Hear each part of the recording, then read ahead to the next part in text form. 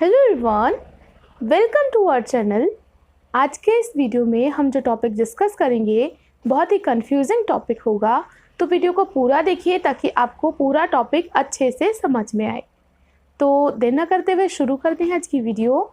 अगर वीडियो आपको पसंद आए तो इसको लाइक करिए, शेयर करिए और चैनल को सब्सक्राइब कर लीजिए, क्योंकि ऐसी ही बहुत सारी वीडियोस फुल सिलेबस की पीजीटी की आपको यहाँ पे मिलने वाली हैं। अगर आपको इसके नोट्स चाहिए तो आप हमारे टेलीग्राम ग्रुप से जुड़ सकते हैं, जहाँ पे नोट्स, क्विज एंड डिस्कशन वगैरह सब कुछ होता है, जो कि पेड है। और उसकी पेड में आपको कैसे जुड़ना है उसके लिए मैंने पहले ही एक वीडियो बनाई है, तो उसको आप जा करके देख सकते हैं। तो देर न करते हुए शुरू करते हैं आज का टॉपिक है एक समाज।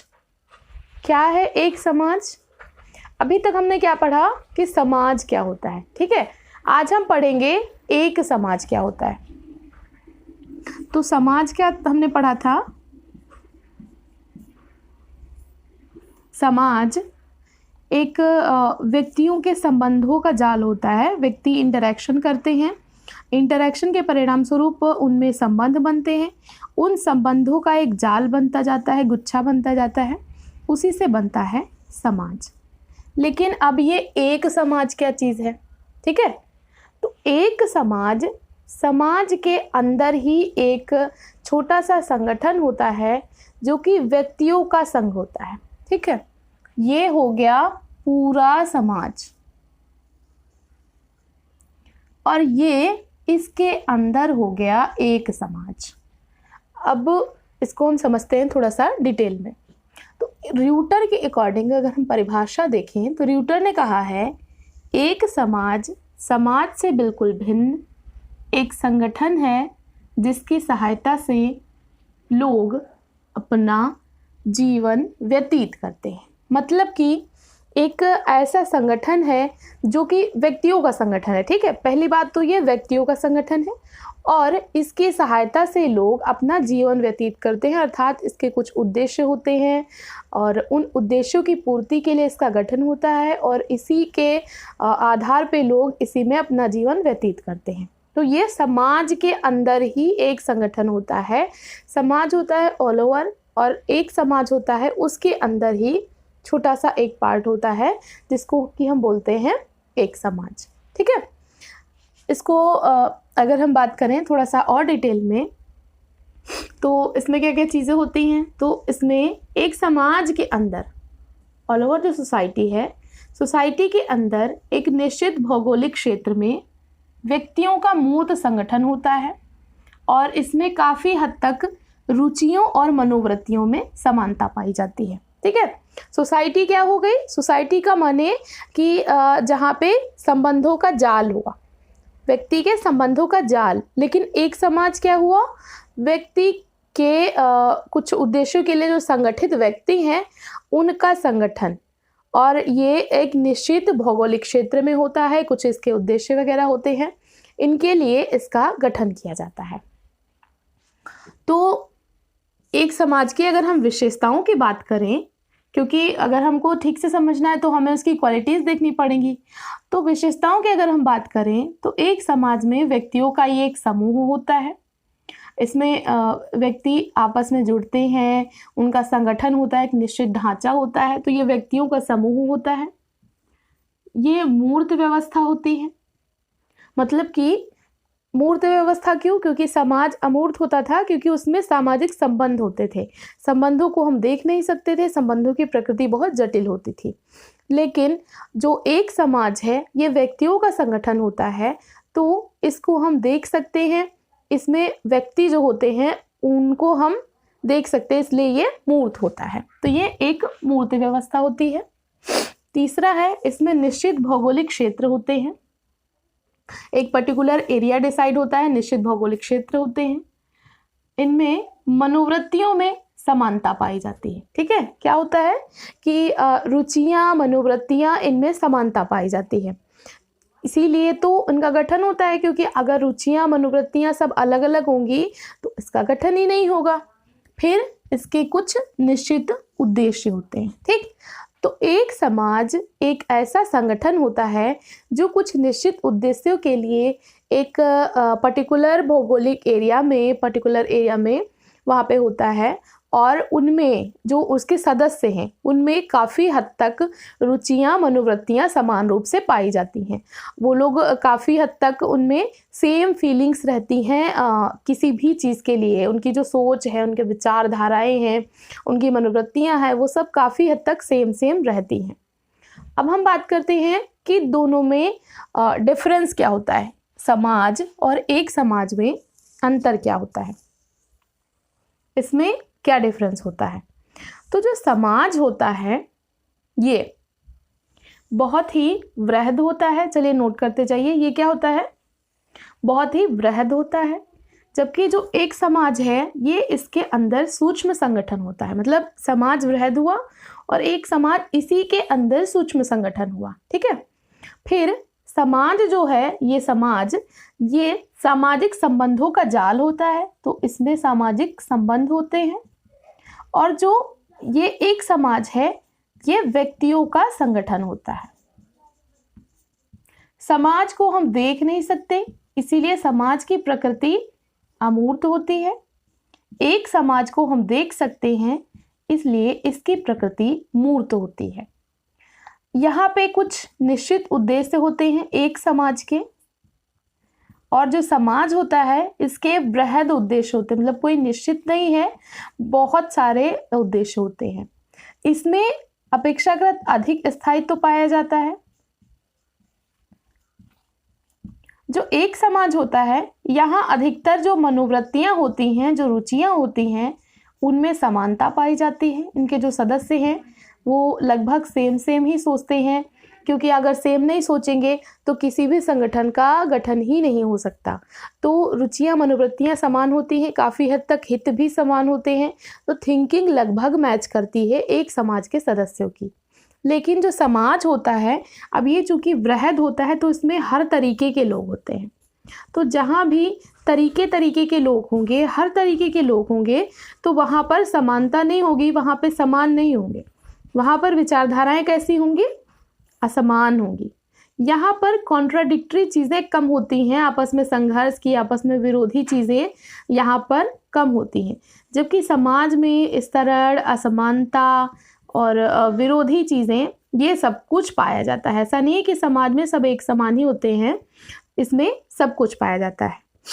एग्जाम्पल के थ्रू समझते हैं। जैसे कि आपका आर्य समाज है, जैसे कि महिला समाज है, जैसे कि जनजातीय समाज है, जैसे कि शहरी समाज है, तो ये सभी के सभी एक समाज के उदाहरण हैं। समाज क्या हुआ, पूरा समाज कि एक तरीके से जिसको हम कह सकते हैं विश्व, तो वो हो जाता है समाज। लेकिन जब हम किसी एक पर्टिकुलर क्षेत्र में रहने वाले किसी संगठन को समाज कहते हैं, तो वो समाज नहीं होता है, बल्कि एक समाज का उदाहरण होता है। जैसे हम लोग बोल देते हैं कि भारतीय समाज, या बोल दिया कि पश्चिमी समाज, या फिर हमने बोल दिया कि आर्य समाज या महिला समाज, विद्यार्थी समाज, तो ये सभी ऑल ओवर समाज का प्रतिनिधित्व ना करके एक समाज का प्रतिनिधित्व करते हैं। ठीक है। तो इनमें क्या होता है कि काफ़ी हद तक समानता होती है, निश्चित भौगोलिक क्षेत्र होता है, निश्चित उद्देश्य होते हैं, और इसी तरीके से लोग अपना जीवन यापन करते हैं, अपने जीवन के उद्देश्यों की, उनकी आवश्यकताओं की पूर्ति करते हैं। लेकिन जो समाज होता है उसमें बहुत सारा संस्तरण पाया जाता है, बहुत ज़्यादा असमानता देखने को मिलती है, लोगों के बीच में मतभेद भी होते हैं, समानता भी होती है और मतभेद भी होते हैं, संघर्ष भी रहता है। तो ये सारी की सारी चीज़ें होती हैं समाज में। तो समाज हो गया संपूर्ण समाज का प्रतिनिधित्व। संपूर्ण समाज किससे बना है, संबंधों से, इसलिए समाज अमूर्त होता है। और जो एक समाज होता है ये समाज के अंदर ही एक संगठन होता है, और ये व्यक्तियों का संगठन है, इसीलिए ये मूर्त होता है, इसको हम देख सकते हैं। ठीक है। अब मैं कुछ एग्जाम्पल्स बताती हूँ, आप पहचानेंगे उसको।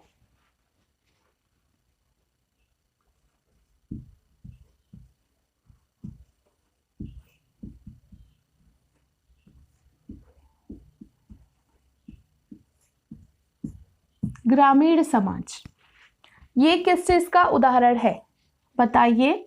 जो ग्रामीण समाज होता है इसको हम समाज कहेंगे या फिर एक समाज कहेंगे। जल्दी से बताइए कमेंट करके, ग्रामीण समाज समाज है या फिर एक समाज है?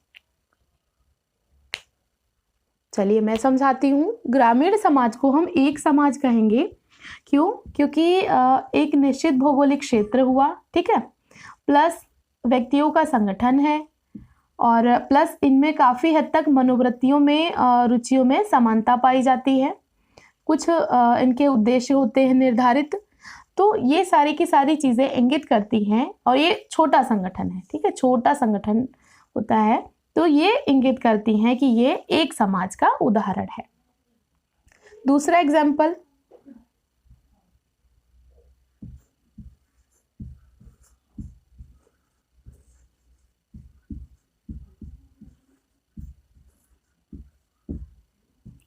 शिक्षक समाज। अब ये किसका उदाहरण है? शिक्षक समाज किस समाज का उदाहरण है? एक समाज का या फिर समाज का? जल्दी से बताइए।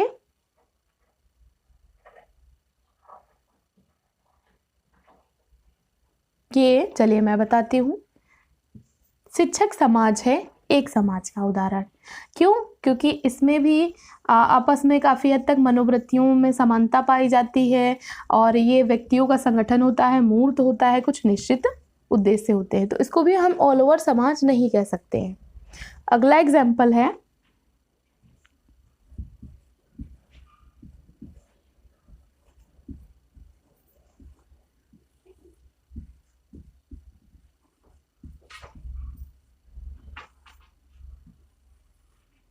एशियाई समाज। ये किस चीज का उदाहरण है? जल्दी से बताइए कमेंट करके, एशियाई समाज किस चीज का उदाहरण है? समाज है या फिर एक समाज है? चलिए मैं समझाती हूँ।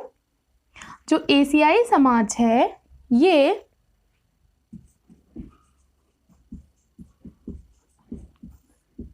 एक समाज में आ जाएगा। ये पूरे समाज के अंतर्गत ही एक भाग है। एशियाई समाज, यूरोपीय समाज, और फिर आपका हो गया ऑस्ट्रेलियन समाज। तो इस तरीके से ये समाज का ही एक भाग है। इसको भी हम एक समाज में ही रखेंगे। व्यक्तियों का संगठन है और निश्चित उद्देश्य होते हैं, काफ़ी हद तक समानता देखने को मिलेगी, तो ये भी एक समाज का ही एक भाग माना जाएगा। ठीक है।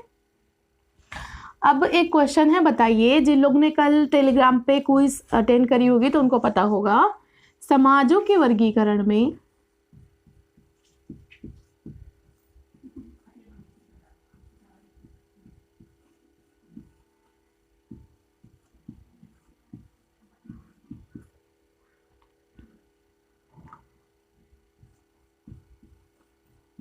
एशियाई समाज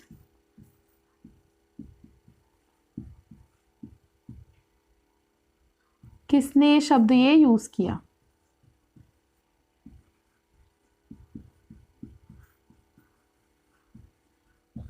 एशियाई समाज, इस शब्द का प्रयोग किसने किया समाजों के वर्गीकरण में?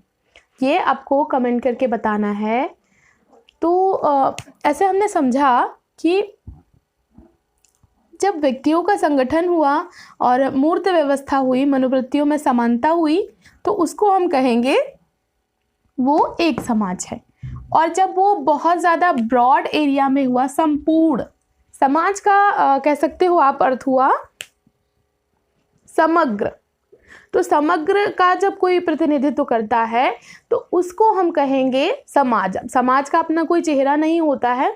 समाज माने कि पूरा संपूर्ण समग्र जो कि सामाजिक संबंधों से बना है, संबंधों का जाल है, वो समाज। और एक समाज जिसका हम भाग होते हैं और उसमें काफ़ी हद तक चीज़ें सिमिलरिटीज़ वगैरह देखने को मिलती हैं, तो ये हो गया एक समाज। ठीक है। तो कोई कन्फ्यूज़न हो तो आप पूछ सकते हैं। आई होप आपको ये टॉपिक अच्छे से क्लियर हो गया होगा। नेक्स्ट लेक्चर में हम डिस्कस करेंगे व्यक्ति और समाज का संबंध।